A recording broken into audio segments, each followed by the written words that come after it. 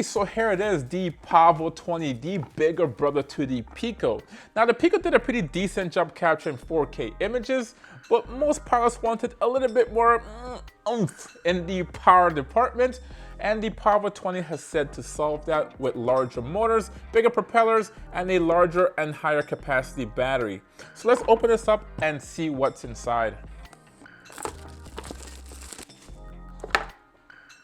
All right, so here it is. You have some antennas, a mounting solution, and some hardware for the drone.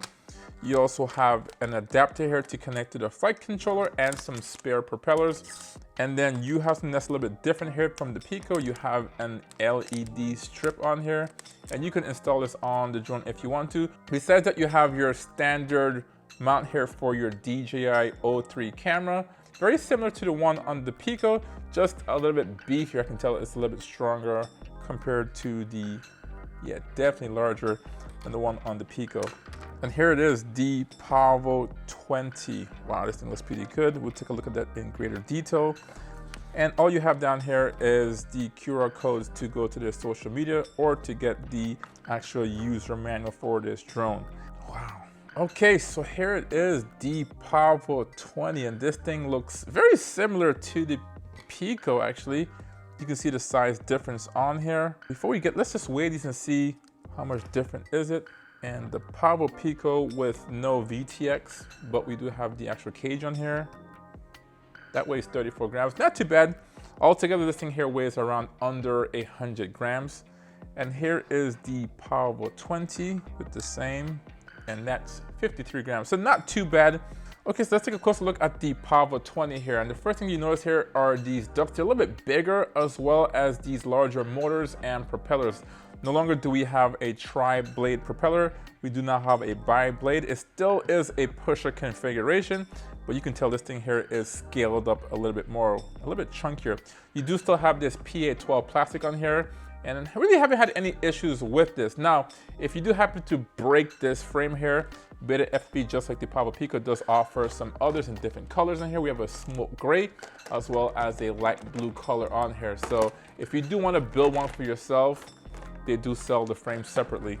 Now, talking about the propellers and motors on here, we do have a larger motor on here. We do have an 1103 versus an 1102 on here. And with that said, we do have a new F45 flight controller in here, an all-in-one with a 20 amp ESC, good for 1 to 3S batteries, hence the reason why we are now powering or flying this with a 3S battery opposed to just a 2S on the Pico. That's going to generate a lot more flight time as well as a lot more power while flying this little drone here. Now, with that said, with the battery, we do have a new battery strap and rack on here. Now, the cool thing about this design here is that there's no kind of a cage or complete square on here, keeping this here open. Therefore, you can fit larger or various batteries on this drone right here.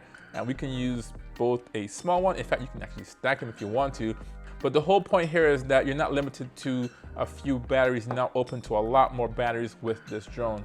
Now, next to the battery, you have your antenna right here. This is the antenna for the Express LRS. This is a serial-based Express LRS receiver, so you can update this independently of your flight controller. And the performance on the Pavo Pico wasn't too bad, so I suspect it's gonna be very, very similar in range. But this is a small, tiny whoop, so this should be more than adequate for any kind of flying in or outdoors. Now, the top of the Pavo20 is very similar to the actual Pico, where you put your cage on here, put your O3 VTX and camera on here, and then you're off to the races. You do have a cable or a harness right here to plug into your VTX. I do have my O3 air unit right here. The same one you use on the Pavo Pico. We're just gonna transfer it to this cage. Now, next to that, you also have an XT30 connector, which is very similar to the Pavo Pico. And you do have a capacitor on this one here, which is pretty good, especially since you're not using a 3S battery to power this drone. It's cool to have a capacitor on here. Now, one thing that's different, you have this small little port right here, and this is the port to connect to your flight controller. We do have the adapter right here, and that was similar on the Pavo Pico. It was just a lot harder to get to. The last thing here is this little harness on here, and we talked about it a little bit earlier. The Pavo Pico did not have this, and this harness here is for your LED strip on here. This does add a little bit of weight to your drone. Let's see how much it weighs. If you don't want to add this, don't add it, but let's just see how heavy it is. Yeah, 5 grams, not too bad. All right, so we're just gonna install this VTX to the drone and take it for a flight. Now, if you wanna see how that's done, I've done a video on that with the Pavo Pico showing how to install it. It's very, very similar, no difference at all, guys. It's just a larger version of the same cage. And I'll leave that video link down below so you can take a look at it and how to install it. So let me just install this, put the LEDs on here, and then we can set this up and go for a flight. Okay, so I have my DJI-03 air unit in my cage here. This thing fits really nice and very, very compact, guys. And I also removed the larger antenna on here, put the smaller two on here for just compactness and portability. Now, it's as simple as just putting this cage here with this 03 air unit on the frame, and you should be good to go. Now, they also included some rubber grommets on here, but this setup here does reduce some vibration and oscillations going to the camera here. So that should help with jello, and we'll see if it turns out pretty good, just like the Pavo Pico. Pavo Pico had the same setup, and it did a pretty good job. All right, first one is captured, that's good. All right, so we have all four in. I'm not gonna torque it down too tight, and there it is. This thing is complete. And obviously for some comparison, here's the Pico, here's the 20. Now I'm gonna put the LED strip on here, and that plugs into this harness right here, and this should be good. Besides that, I'm gonna go to the computer, flash the Express LRS receiver on here with my binding phrase, so once I power my radio, it should bind automatically.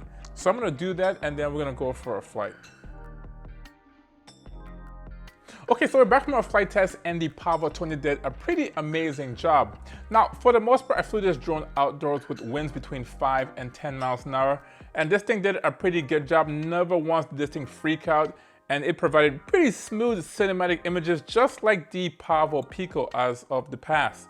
Now, I'm not gonna waste your time here because I'm sure most of you guys wanna know how this flies in comparison to the Pavo Pico.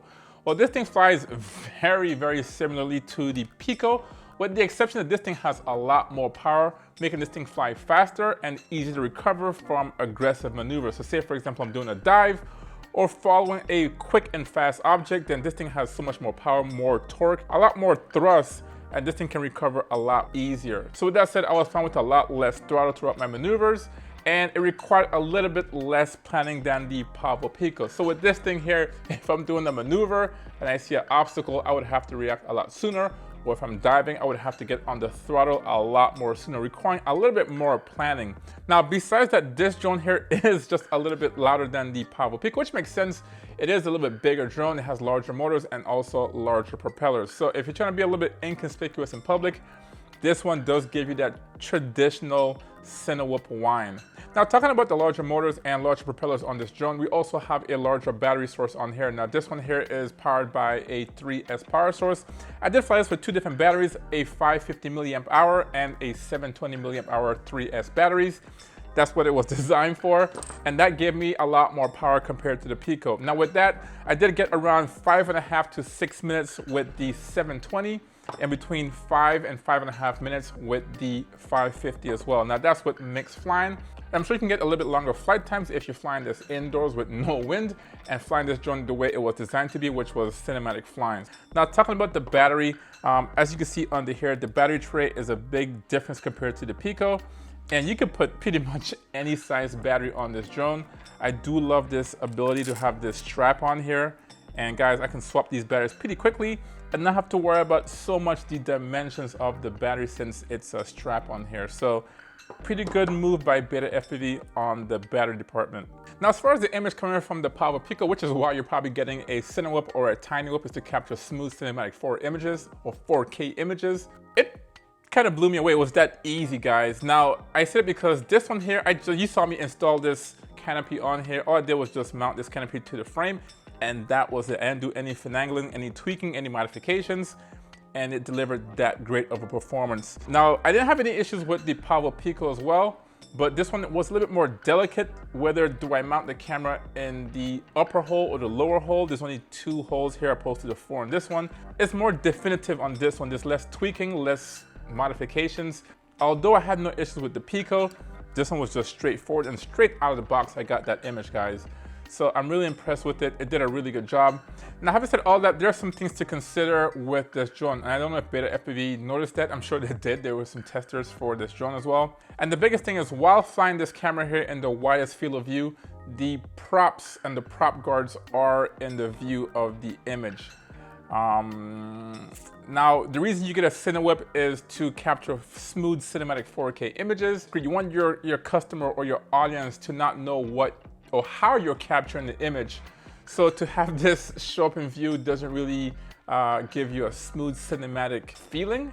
Especially when you stabilize it, you can see these ducks kind of moving up and down. It's kind of distracting, but I do think that BetaFPV did that to protect the lens on the camera. Now, I do understand where they're coming from with that, but as I said before, the nature of a CineWhip is to capture clean 4K image or smooth cinematic images. Now, that wasn't the case here with the Pavo Pico, and I don't know how they made that decision with this one on here. And that can be solved, yes, by increasing the tilt on the camera, but that's not a fix-it-all solution. You now have to fly this drone a lot faster, which it wasn't designed for. And that's not really practical or sustainable flying indoors. So you want to do some real estate footage or flying, then having this tilt so high, you now have to fly really fast through an indoor space, which is not ideal. So that doesn't fix everything. Another thing you can do is probably crop into your camera here, change the field of view on here. But at that point now you're changing the resolution, you're losing resolution, and that's not ideal. And that can be solved in a couple of ways, guys. And maybe BetaFPV might do that in the near future. Maybe they can just sell an updated canopy. This shouldn't be too expensive to fix on here. Maybe less than $1 to manufacture this canopy on here. Either just change the canopy so the canopy extends out a little bit further, or they can just change the mounting holes on here so it gives us, the pilots, the ability to slide the camera either forward or backward. If you want to have the props out of view, slide the camera forward. But if you want to protect your camera, then you can slide it backwards, and then you'll have some of the prop guards in view. Just give us the option to do that. Now, this can be modified, just a little bit. There's a little bit of plastic on here, so if you have a Dremel or some kind of a cutting tool, you can probably extend these holes a little bit further. And that's probably what I will do with this setup right here, but I wish that was that way from the factory. And as I said before, that was the case here at the Pavo Pico, where it was really further out here. And BetaFPV actually gave us a lens protector or a UV filter to actually protect the lens. I don't know why they didn't go with that route. Maybe this is a little bit expensive to do. Now that leads me to the second concern I have with the footage on here. Now that's to do with what we just said here, the lens protector. Because this camera here is recessed so back, you can't really put any ND filters, or at least some ND filters on this drone here with this canopy. Now, the one that came with the BetaFPV does work. So if you do have a vertical mounting filter, then it would work. But if you have anything else, like something that mounts horizontally, then it just isn't going to work. It's just gonna rub against the actual canopy or frame of the drone. That's not gonna work. It's pretty much a hassle. It kind of defeats the point of this. If you're gonna use this in a professional sense, most people wanna modify their image or have full control of the image. That's the whole point of a CineWhip. And most people usually do that by modifying the light coming into your camera, and you do that with ND filters. So the fact that I can't use this expensive set of ND filters is kind of a bummer. Okay, finally, let's talk about the durability of the Pavo20. Now, I had 1 or 2 crashes throughout my flights and never wanted to have any issues. I didn't have any broken props or any broken ducts on here. This thing looks really, really nice. Now, if you do happen to break a duct, then there is the replacement parts that I talked about earlier, and you can buy those in different colors for this drone.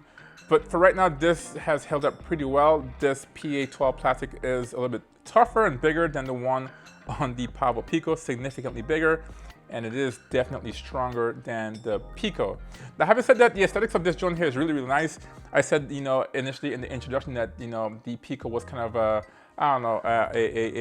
trendsetter in the FPV community, because shortly after this drone came out, a lot of manufacturers started making drones of this nature, very light, with the O3 on top here. So I do think it's one of the more beautiful drones on here. And talking about the ducts and replacement ducts, we do have this LED strip around here. This thing is amazing, guys. This thing is pretty awesome. Let's show you how it looks here. So obviously this LED strip here is optional. It doesn't come mounted to the drone. I did add this on. It is 5 extra grams. So if you don't want to put it on there, that's fine. You will save some weight. But this thing, it looks really, really nice, guys. If you are gonna fly at nighttime or do some racing with some other drones, it does look pretty awesome and very, very bright. Let's turn mine on here and you can see how bright that is. This thing is super bright, guys. It looks really awesome in person. The camera isn't gonna do it any justice. If you're gonna do some cinematic flying, then I probably wanna recommend this, since this is probably gonna be picked up by the camera, and maybe alter your white balance or show up in the image or reflection, altering your cinematic footage. So the good thing is that this thing's already configured in BetaFlight, and you can assign a switch to it like I have right here, and that can be switched off or on with a switch, but it does look really cool. Now BetaFPV does offer this in multiple colors. I do have the cool blue. It's pretty awesome. Even in the daytime flying this outdoors, you can see the color. Pretty cool option here if weight is not a problem. Okay, so overall, what do I think about the Pavo20? Well, I do think that this is a pretty capable drone, guys. It's really awesome. It does deliver smooth cinematic 4K images. It really is an improvement over the Pavo Pico if you don't mind the props in view. Now, the Pico still excels in areas where it's really, really tight. If you want to fly through some really, really small gaps, or if you want to be inconspicuous in public spaces, then the Pico is probably the way to go because it's so quiet. And if you're not going to do any aggressive maneuvers, then yeah, the Pico is still the drone for you. Now, I've done a full review on the Pico, as well as the larger brother here, the Pavo25, if you want to add an action camera on this. I've done full reviews on these cameras, and I'll leave them linked right here. So thanks for watching, and I will see you in the next one. Peace.